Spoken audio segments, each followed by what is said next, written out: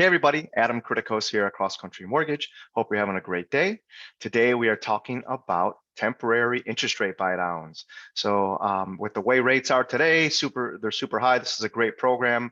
I've been getting a lot of questions from my realtor partners, my past clients, current clients, business partners, friends, family. Everyone wants to know what's going on with this program because it's advertised on the social media and the internet. So put this video together to break that down for you, talk about the benefits, and then also give you an example. So first of all, a buy down is a temporary buy down through which a home buyer gets his or her interest payments temporarily reduced for a certain period of time in exchange for an upfront deposit paid by either the seller, builder, or lender. Usually it's paid by the seller.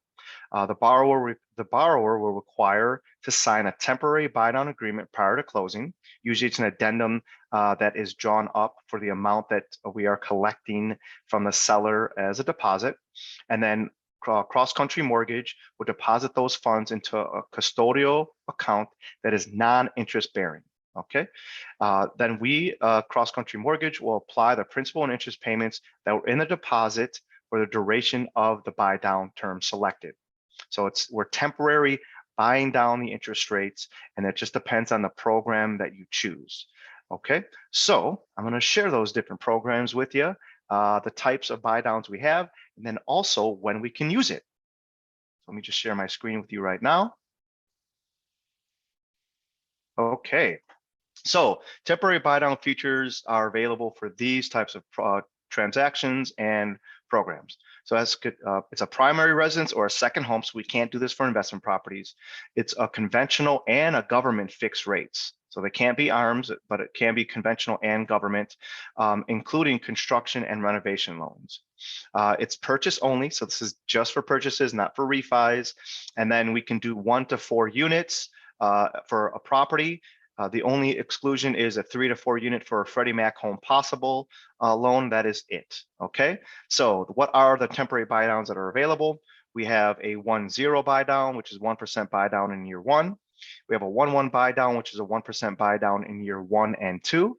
We have a 2-1 buy down, which is a 2% buy down in year 1 and a 1% buy down in year 2. And then the final program buy down option we have, which is the most aggressive, is a 3-2-1 buy down. So it's 3% the first year, 2% the second, and 1% the third. And so some of the programs, you can't use a 3-2-1 buy down because it doesn't allow that much of a seller concession from the seller. So for example, if you're putting less than 10% down on a conventional loan, you can only do the 2-1 buy down, the 1-1 buy down, or the 1-0 buy down, because the 3-2-1 buy down is it ends up being too high of a deposit that we collect that is over the 3% that Fannie and Freddie allow. You can use it for FHA and government because FHA allows 6% seller concession and government VA allows 4%. So those are that's sort of the details of what feature or when we can use it and what programs, and then also the types of buy downs. So why are we doing this right now? What's the benefit? And we didn't need to do it before, like especially over the last couple of years, because rates were super low and it was affordable. This is an opportunity for buyers to be able to get their payment temporarily lower while we hopefully in the next we're not hopefully, but we're predicting that in the next 12 to 24 months there'll be an opportunity to refinance. So temporarily, this is a great option to have these payments down, and I'm going to show you how it works. This is an example of a $500,000 purchase, putting 10% down. The reason why we're doing 10%, it's a conventional scenario, and that way we're able to show you what a 3-2-1 buy down looks like. So at a $500,000 purchase, putting 10% down, you're looking at a loan amount of $450 at an estimated rate of 6.875. That is not the current rate right now. I'm just using that as an example. The rate changes every day, so just keep that in mind. The 3-2-1 buy down, you're buying down a rate 3% the first year, 2% the second, 1% the third. So what that does to the payment, as you can see, is that it drops the payment by $840 in this example year 1, $575 and almost $575 in year 2, and then $294 in year 3. So what we are doing is we are using this calculation upfront to determine what the total amount of deposit that we need to collect from the seller, the builder, or us as a lender in order to fund the buy down program. So in this scenario, the total amount that we're collecting is $20,509.38. And how that works is that we're just dollar for dollar and cent for cent adding the monthly payment breakdown from what the payment would be based on 6.8, based on the temporary payment of 3.875 the first year, 4.875 the second, and 5.875 the third. So all of these payment differences are added up, and then this is the total amount that we are collecting as a deposit.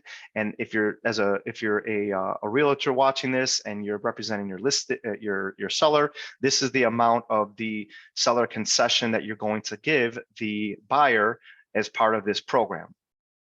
Okay, and then I gave two more other examples. These are based on a 2-1 buy down and then a 1-0 buy down.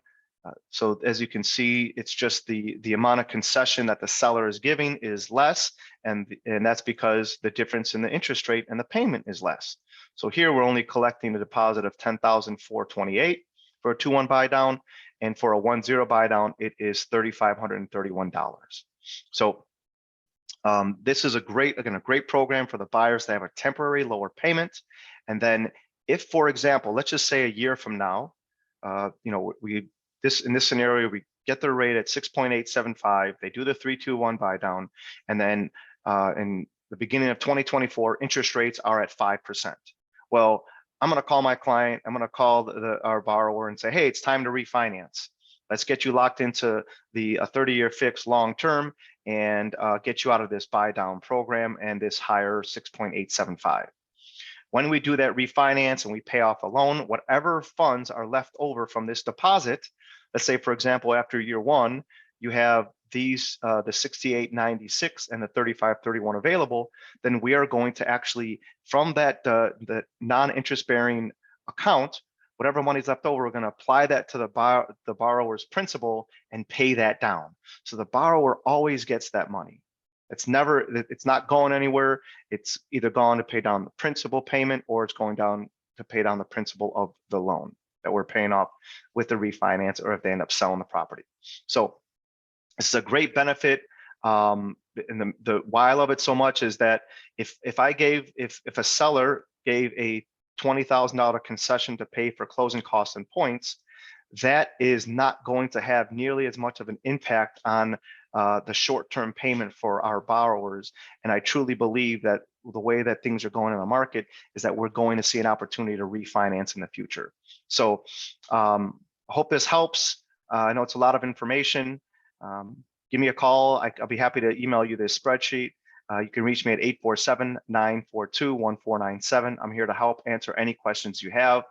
Mortgage rates, unfortunately, are high. We're in some instances, in the mid to high 7s.